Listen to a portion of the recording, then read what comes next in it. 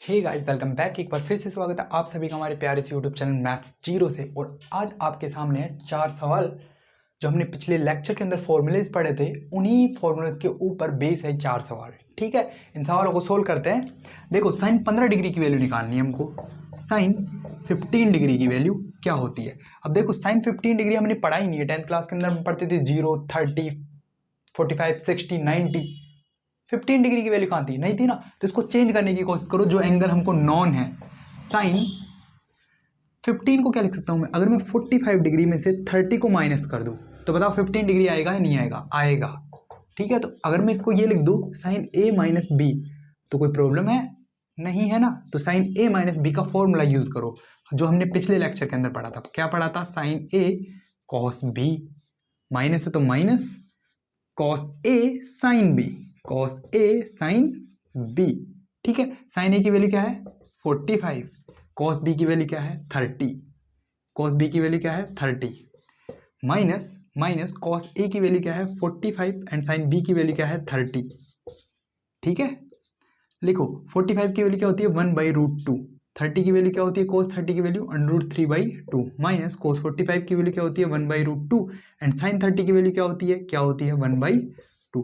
जब इसको सोल्व करोगे तो √2 2√2, ठीक है ना। एलसीएम कितना आएगा इसका? 2√2। ऊपर क्या बचेगा? √3 माइनस का 1। अब देखो, ये आंसर है इसका। लेकिन अगर आपको ऑप्शन में दिखेगा ना, तो ये ऑप्शन ही नहीं दिखेगा, क्योंकि जो कभी भी डिनोमिनेटर के अंदर रूट नहीं होता, तो इस रूट को हटाओ। यहां से रूट को हटाने के लिए ऊपर नीचे √2 से मल्टीप्लाई कर दो। कर दिया तो ऊपर क्या बचेगा? √3 माइनस 1 √2 और नीचे कितना बच जाएगा? 4। ठीक है, ये है फाइनल आंसर किसका? साइन 15 डिग्री का। ओके, अब हम करते हैं साइन कॉस 75 डिग्री के ऊपर। इसको मिटा रहा हूं मैं। कॉस 75 डिग्री के ऊपर। कॉस 75 डिग्री क्या होता है? देखो, कॉस 75 डिग्री, कॉस 75 डिग्री हमको पता नहीं 75 डिग्री क्या होता है। हमको तो कितना पता है? 30 पता है और 45 पता है। पता है? ओके, अगर मैं इसके आगे कोस चिपका दूं तो कोई प्रॉब्लम होगी? नहीं होगी, क्योंकि हमको पता है कॉस ए प्लस बी क्या होता है।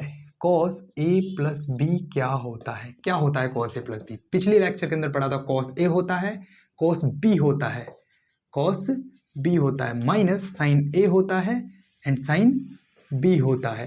देखो, यहाँ पर प्लस है तो यहाँ पे माइनस आता है, यहाँ पे माइनस है तो यहाँ पर प्लस आता है कॉस के फॉर्मूले में। ठीक है, ओके। कॉस ए की वैल्यू क्या है? 30, बी की वैल्यू क्या है? 45, माइनस साइन ए की वैल्यू क्या है? 30 एंड बी की वैल्यू क्या है? बी की वैल्यू क्या है? 45। ओके, cos 30 की वैल्यू कितनी होती है? कितनी होती है? √3/2 होती है। 45 की वैल्यू क्या होती है? 1/√2 होती है। मल्टीप्लाई, माइनस साइन 30 की वैल्यू क्या होती है? 1/2 होती है। साइन 45 की वैल्यू क्या होती है? 1/√2 होती है। इसको जैसे ही सोल्व करोगे तो क्या बचेगा? 2√2, नीचे कितना बचा? 2√2। सोल्व करोगे तो √3 माइनस 1 ऊपर ही बच जाएगा। देखो, डिनोमिनेटर के अंदर √2 नहीं हो सकता, इसको हटाओगे तो √2/√2 से मल्टीप्लाई कर दोगे। ठीक है, तो ऊपर कितना बच जाएगा? √3 माइनस 1 और नीचे कितना बच जाएगा? 4 और मल्टीप्लाई में क्या बचेगा? √2। यही है इसका फाइनल आंसर। देखो, साइन 15 डिग्री को 75 डिग्री की वैल्यू बराबर आ रही। क्यों आ रही है? पढ़ा था हमने। क्या पढ़ा था? साइन 90 माइनस थीटा क्या होता है? क्या होता है? कॉस थीटा होता है। अगर मैं थीटा को 75 डिग्री लिख दूं, ठीक है, माइनस 90, तो बताओ 90 में से 75 जाएगा तो कितना बचेगा? 15 बचेगा। तो 15, और यहां पर ये थीटा कितना जाएगा? 75 डिग्री। मतलब साइन 15 डिग्री कोस 75 डिग्री के बराबर है। और यही तो है, ये प्रूव कर दिया ना हमने। ये देखो, साइन 15 डिग्री की वैल्यू भी यही आई थी, कोस 75 डिग्री की वैल्यू भी यही आई है। ठीक है, ओके। अब नेक्स्ट सवाल के ऊपर आते हैं हम। इसको मिटाते हैं। ये ठीक है, मिट गया। अब लिखते हैं अपन tan 15 डिग्री। हमको ये भी पता है कि tan 15 डिग्री हमने पढ़ा ही नहीं है। tan 15 डिग्री नहीं पढ़ा, लेकिन हमको पता है कि अगर मैं 45 में से 15 डिग्री को माइनस कर दूं, 45 में से अगर मैं 30 डिग्री को माइनस कर दूं तो कितना आएगा? 15 डिग्री आ जाएगा। ओके, सोल्व करो। tan 45 माइनस 30, 45 में से जैसे 30 जाएगा तो कितना बचेगा? tan 15 डिग्री बच जाएगा। ओ, यही तो निकालना था हमको। ओके, तो ये क्या बचा तुम्हारे पास, tan a माइनस बी। और ये पढ़ा था हमने tan a माइनस बी क्या होगा, पढ़ा था। अगर पिछले लेक्चर देखे हैं आपने तो आपको समझ में आएगा tan a माइनस बी क्या होता है। क्या होता है, tan a होता है माइनस tan b होता है 1 plus tan a dot tan b होता है। ठीक है, रख दो। tan a की वैल्यू कितनी रखोगे 45, tan a की value 45 degree minus tan b की वैल्यू कितनी रखोगे 30 डिग्री रखोगे 1 plus tan 45 dot tan 30।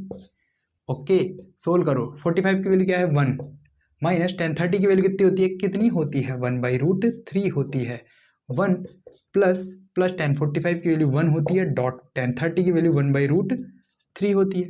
Solve करो, √3 ऊपर जाएगा -1 √3 -1 अपॉन में √3 बचेगा। इसको देखो सोल्व करो, √3 + 1 बचेगा अपॉन में √3, √3 से √3 क्या हो जाएगा कैंसिल, और यहाँ बचेगा √3 + 1। ठीक है, अभी पढ़ा हमने √3 को नीचे नहीं जोड़ सकते, ये रूट है ना नीचे रहता ही नहीं है, नाराज हो जाता है ये।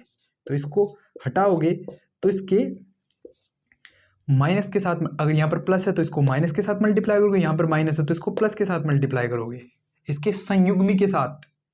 ओके, √3 - 1 सोल्व करो, इसको करो सोल्व। ये नीचे कितना बचेगा √3 - 1 का होल स्क्वायर, और नीचे बच जाएगा तुम्हारे पास क्या 2। ये क्या बना a + b a - b, और वो क्या होता है a² - b²। √3 का स्क्वायर करोगे तो कितना आएगा 3, -1 करोगे 3 - 1 करोगे तो कितना आएगा 2। सोल्व करो इसको, जैसे इसको सोल्व करोगे ना तो √3 का स्क्वायर करोगे तो 3, 1 का स्क्वायर करोगे तो 1, और माइनस का 2√3। बताओ 3 रे कितना होता है 4 होता है, और अपॉन में कितनी वैल्यू चल रही है 2, ये 4 होता है 4 - 2√3 डिवाइड में 2, यहाँ से 2 कॉमन निकाल दोगे तो क्या बचेगा 2 - √3। और ये वैल्यू बहुत ज़्यादा इंपॉर्टेंट है, इसको तो याद रखना, रख लेना, बहुत फायदे में आए, बहुत फायदा हो जाएगा आपको। tan 15 डिग्री की वैल्यू क्या होती है 2 - √3 होती है, tan 15 डिग्री की वैल्यू क्या होती है 2 - √3 होती है। अगर मैं आपसे पूछूं cot 75 डिग्री की वैल्यू क्या होगी तो बताओ क्या आएगी, यही आने वाली। ठीक है, हो सकता है तुमसे tan 75 की वैल्यू पूछ ले, तो tan 75 की वैल्यू को निकालने के लिए यहाँ पर क्या कर दोगे प्लस, जैसे ही प्लस करोगे नीचे आ जाएगा माइनस। ठीक है ना, इसको किससे मल्टीप्लाई करोगे प्लस वाले से मल्टीप्लाई कर दो। ठीक है, बेसिक कंसेप्ट क्या है कि आपको उनको उन्हीं एंगल्स में तोड़ना है जो आपको याद है। ठीक है ना, तभी फॉर्मूले के अंदर यूज करना है। ओके, लास्ट एंड फाइनल और सबसे ज्यादा इंपॉर्टेंट कोस 22.5 डिग्री की वैल्यू याद करनी है। ठीक है, इसको मिटा रहा हूं, ये मिटा दिया। कोस 22.5 डिग्री क्या होता है, देखो 22.5 डिग्री दिख रहा है तुमको, तो इसको ऐसा सोचो कि 22.5 डिग्री का अगर मैं डबल कर दूं, डबल डबल, तो सीधा सीधा कहाँ पे जाएगा 45 पे जाने वाला। अगर 22 से 1/2 डिग्री का मैं 2 गुना कर दूं तो ये कितना बनेगा 45 डिग्री। अब आपको समझ में आ रहा है कि इसका दुगना एक एंगल हो रहा, एक एंगल मिल रहा है इसका दुगना। अगर इसका दुगना एक एंगल मिल रहा है ना तो याद करो कोस की वैल्यू निकालनी है। ठीक है, तो कोस के फॉर्मूले याद करो। कोस 2 थीटा का हमने कल ही फॉर्मूला पढ़ा था। कोस 2 थीटा क्या होता है, क्या होता है 2 cos स्क्वायर थीटा -1 होता है। हमने इसका हाफ एंगल फॉर्मूला पढ़ा था। अगर थीटा है तो यहाँ पर क्या होता है 2 cos स्क्वायर थीटा बाई 2 -1 होता है। मतलब थीटा से क्या बना, ये थीटा/2 हाफ एंगल बन गया। बताओ अगर मैं इसको 45 रख दूं यहाँ पर 2 थीटा को, तो थीटा की वैल्यू कितनी देगा, वो 22.5 डिग्री देगा। और 22.5 डिग्री की वैल्यू तो याद करनी है हमको, सिर्फ वही तो याद करनी थी।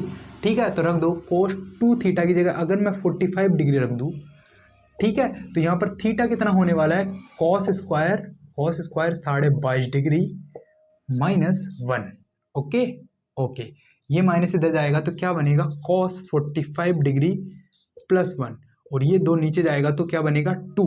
बताओ स्क्वायर अगर मैं यहाँ से हटाऊंगा तो cos 22.5 डिग्री बन जाएगा। यहाँ पर क्या बनेगा रूट।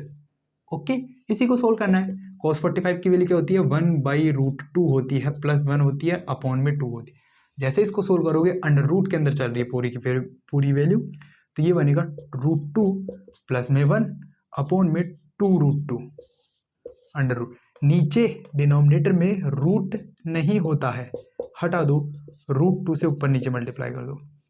करोगे तो क्या बचने वाला है √2 + 1 मल्टीप्लाई में √2 बचेगा और नीचे क्या बच जाएगा तुम्हारे पास 4 4 4 4 का मतलब क्या बनेगा 2 बनेगा, ठीक है ना। ये इस cos 22.5 डिग्री की वैल्यू है और इसका जो मेन कंसेप्ट है ना वो यही है। यहाँ पर बहुत सारे सवाल बना सकता है, sine 22.5 degree, tan 22.5 degree, cot, cosec, sec, कुछ भी बना सकता है। मेन कंसेप्ट यही है कि उसको साइन कोस को कैसे चेंज करना है, टेन से कैसे चेंज करना है। आपको हाफ एंगल उसके फॉर्मूले याद है तो आप इन सवालों को आसानी से सोल्व कर सकते हो। अगर आपको हमारी वीडियो पसंद आ रही है तो please like, share and subscribe करें। Thank you.